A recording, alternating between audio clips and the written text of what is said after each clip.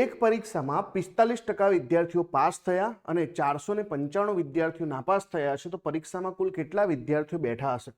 હવે જો એક તરફ આપણને પાસ આપેલા છે અને પાસ પર્સન્ટેજમાં આપેલા છે 45%, તો ઓબ્વિયસલી છે કે જે નાપાસ થયા હશે કેટલા હશે?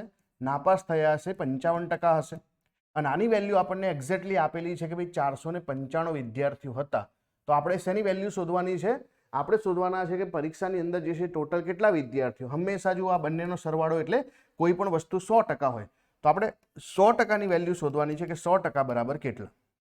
તો અહીંયા જે છે આપણે શું કરવાનું છે કે 100 ગુણ્યા 495 ભાગ્યા જે છે 55.